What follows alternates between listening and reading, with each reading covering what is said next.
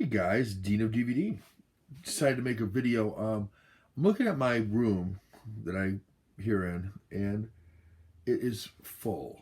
It is absolutely full of stuff, whether it be comic books, board games, DVDs and Blu-rays, DVDs and Blu-rays, DVDs and Blu-rays, board games. Uh, it's just full. So I need to do a Uh, I don't see much reason in putting any board games on here, or I'll do that elsewhere. But I do think this is the place to talk about selling some of the uh, Blu-rays and DVDs that I've got, and I've got a lot. I'm going to start with Criterion's, I think, and I'm going to start with the DVDs. Basically, everything I have is for sale because I won't sell everything, you know. Um, but I will allow me to do, the culling. So here's a few. I mean, I've got a lot, but here's a few that I have up for sale.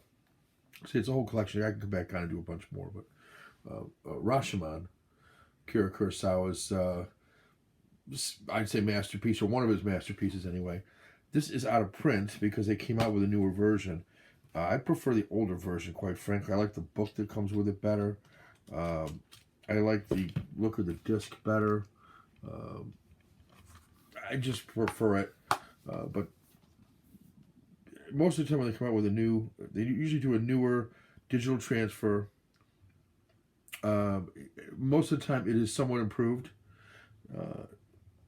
This one, though, has, what I like about this one is I like the commentary that's in here. And I also like the booklet, as I said.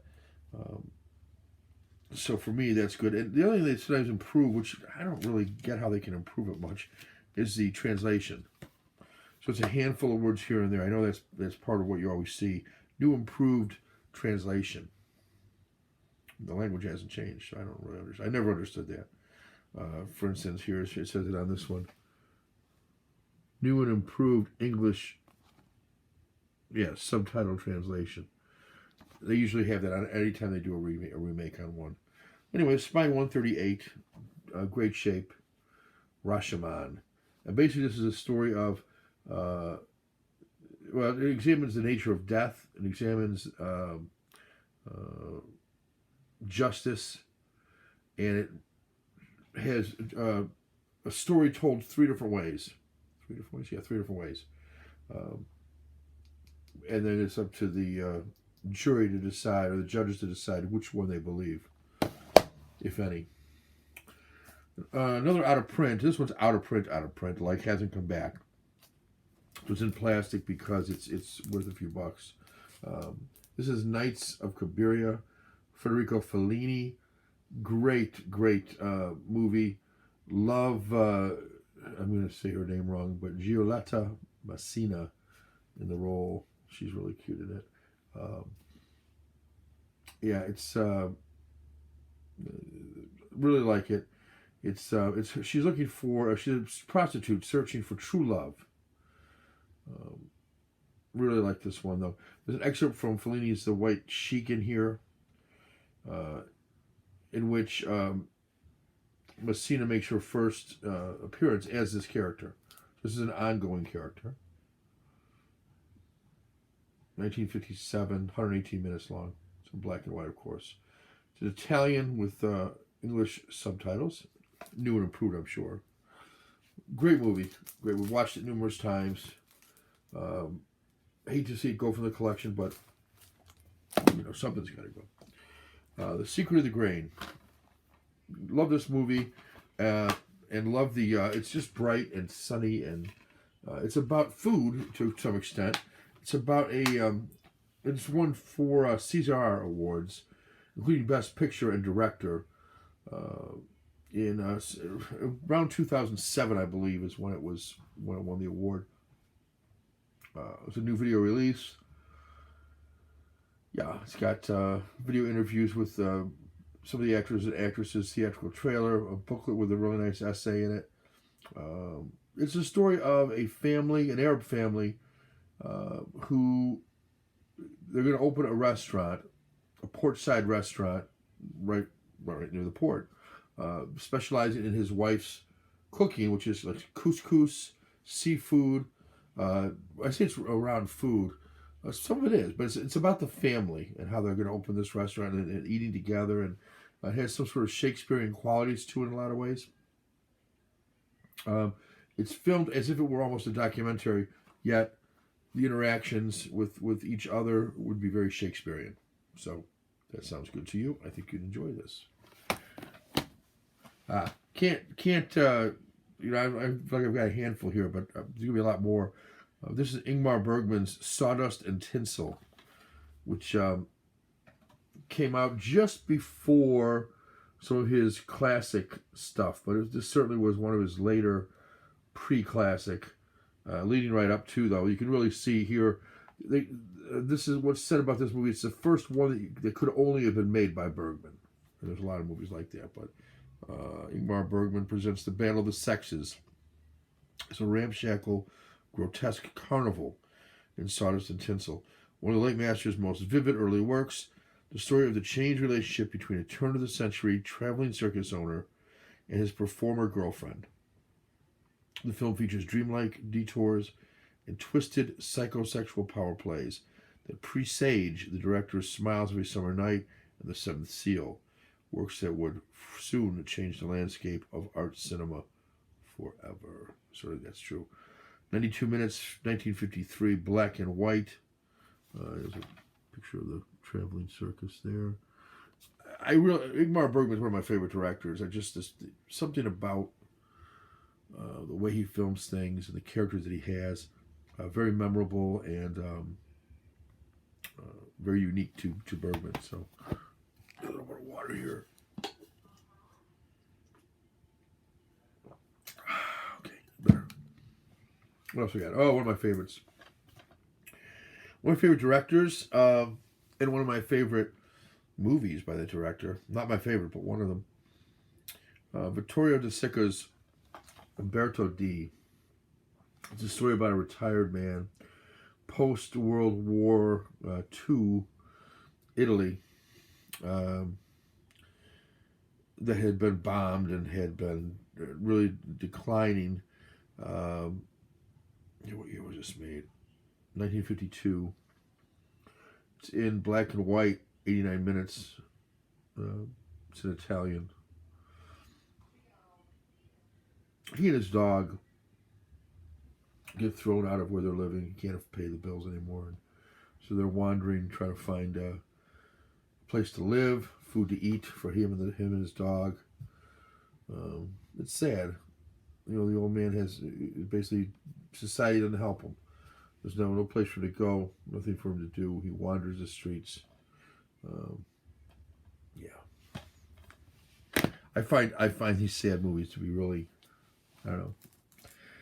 And here's one by Kenji Mizoguchi. Really like this film a lot. Another one is in plastic. Just I revere it so much. This is a story of it's a story of a love affair, and it kind of goes between reality and dreamlike sequences. Filmed very, very nicely. Here's quite simply one of the greatest of filmmakers, says Jean-Luc Godard of Mizoguchi. And this movie, a ghost story like no other, is surely the Japan director's supreme achievement. I would agree. This has got 2 discs. One is the movie. One is a movie on Mizoguchi, the life of the film director, which I found really interesting. That was done in 1973, 150 minutes documentary, by the way. The movie itself is 97 minutes in black and white, of course in Japanese with English subtitles, if you'd like them. There's also a 77-page booklet featuring film critic and his thoughts, and then 3 short stories that influenced Mizoguchi in making this film. Yeah, really nice. It's a ghost story. Just in time for Halloween. That's a sampling. I've got others. So here's what I want you to do. Drop me a line here. and let me know that you're interested. And a way to contact you could be your email, or we can try to do it through YouTube. But let me know if there's a way to contact you. I give you a full list of what I've got. I'll be featuring some other stuff. La Strada and Kiss Me Deadly, and there's just so many. The Thief of Baghdad, The Wages of Fear, all these first on DVD, which I think is still a pretty universal way to view things. Criterion always has good quality. So you don't have to worry that the picture's going to look bad or the sound will be bad. None of these have that. Criterion didn't release anything that wasn't of high quality. But I've got some beautiful things on DVD that were never released on Blu-ray. I got Mona Lisa, which is really a great film. I've got a David Bowie film on DVD. I believe I still have that. The Man Who Fell to Earth. I do still have that. That's out of print, and that's probably worth some bucks now. I've got some Orson Welles movies. Mr. Arkadin, or Arkadin, depending on how you want to pronounce that, which has like 4 movies because it shows the one that was released in Great Britain, the one that was released in the United States, which was cut up, something that tries to assemble what Orson Welles would have wanted had he had full reign. The only movie Orson Welles was ever able to make, and they left him alone, was Citizen Kane. And every movie after that, it took too long. They were running over budget. The studio wanted it sooner. They put a lot of pressure on them. They told them what they wanted and what they wanted out in some cases. And so Orson Welles was never able to make a movie like he wanted except for Citizen Kane. They should have just left him alone the whole time. But you know how it is. The guy with the money talks, right? And the studio had the money. Still, a good movie. I would say even a great movie, but it's no Citizen Kane. So if you're looking for another Citizen Kane, that ain't it. But a good movie. I think you'd enjoy that. I did. And certainly I could see it. I mean, Orson Welles is in it. He plays Mr. Arkadin. But yeah, I think you'd enjoy that. What else do I have? I'm thinking about whether or not I really want to get rid of this because I just love this director. I love everything he stands for, which is John Cassavetes. There's like 5 films. It's a box set, pretty thick box set. I may hold on to that one just because I don't want to sell everything. I want to have some sort of a Criterion collection when I'm done.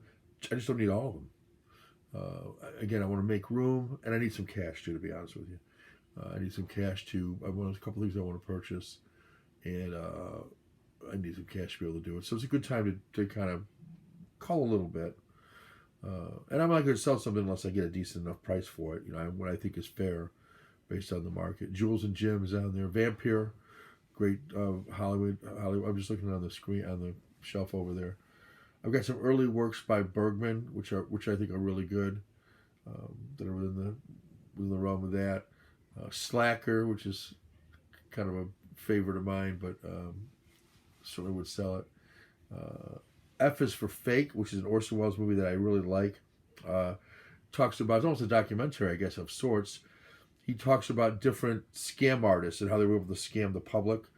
And then you have to ask yourself when you're done watching the film, did I just get scammed too? It's interesting. And I never was able to answer the question for myself. So I don't know. What else I have up there? I just have a ton. And then I have a lot of Blu-rays too that I'll get to. But like I said, I'm going to start with the DVDs. There's plenty of those to talk about and look at. I'd be happy to do more videos on this. I probably will.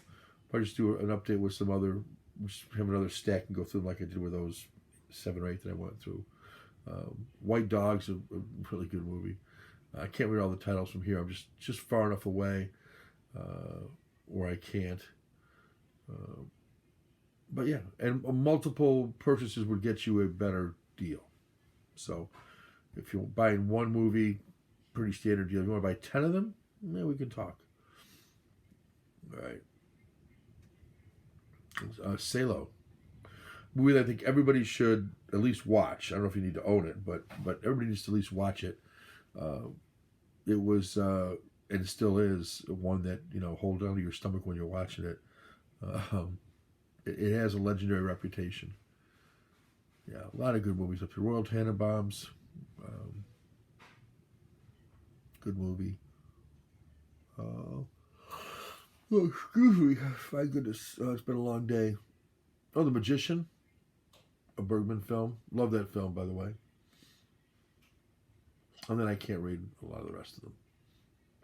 But there's a lot of good ones up there. I didn't buy any bad ones. Just don't. Anything that I didn't think was a wonderful movie that I wanted to see. Bicycle Thieves, which is my favorite Criterion movie. I won't be selling that one. Vittorio De Sico. I mentioned it just because I recommend you get it. I never got it on Blu-ray because I like the packaging of the DVD I have. Similar to Rashomon, I just never bothered to get the newer version. I didn't care for the newer version. And I've got a handful of movies like that I can point to that I came out with a new version. I said, nope, like what I've got. Saw it, saw the difference in the print, and didn't find it to be striking enough where it was worth, for me anyway, trading the version that I loved. Yeah, I'll do some more of this. I'll throw some more up, like I said. Be a bigger stack the next time. But the idea is I've got my Criterions for sale. Probably some other stuff too. So if you're looking for horror, that'd be probably the next place I'll go is horror. We have a ton of horror movies. This is a great time to pick up one or two.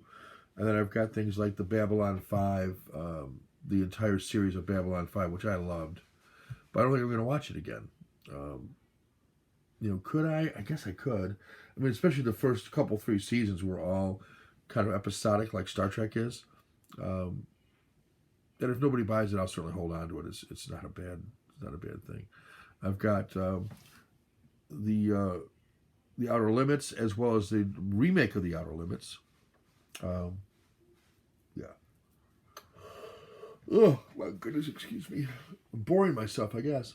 I've got Alfred Hitchcock stuff. I've got just a lot of stuff, and all of it is potentially for sale. So there's a few things that I won't mention because I don't want to sell them. Those things are fine. Bicycle Thieves is one of them, but I just want to, like I said, give you a heads up on it. But mostly everything else I would at least consider for the right price. A decent price, a fair price. Lower than you can get it on eBay. How's that? Lower than you can buy it from Criterion. I think that's fair. All of mine are in great shape. Almost all of my purchased new, with a few exceptions. But those are in great shape too. The discs themselves are pristine. No scratches or marks of any kind on them. I treat them reverently. Yeah. So let me know. So I even have a few that are unopened, believe it or not. I just held on to them and didn't open them for, I don't know why, I just didn't. Those are all in Blu-ray. So when I get to the Blu-ray, I have some that are unopened, and I can certainly let you know what those are. Not a lot. There's a few that are unopened. Yeah. So anyway, and even some box sets I'll throw up there. Somebody wanted years ago. Somebody wanted my Red Velvet. I believe it's the anniversary day was 40th maybe. 40th, 50th of Gone with the Wind. And they had it in a nice big box set with a ton of stuff in it. Letters that went back and forth from the studio. Great documentaries. It was like in a red velvet box, which seemed appropriate for Gone with the Wind. So we wanted that years ago. I probably put that up for sale. Just because I checked with my wife first. Oh, yeah, that's fine. So, yeah, we'll see. We'll see what I have and what I can sell. And like I said, it'll help me make room, which is appreciated. I can buy some more movies that way. And also my board games, which is kind of my latest passion. But I'm selling some of those too. All right, guys, that's it. If you're interested, let me know. It'd be great. And I'll certainly send you a nice little note in with the stuff you purchase. Thanking you for helping me out and hopefully helping your collection out. All right, guys, take care. Talk to you soon.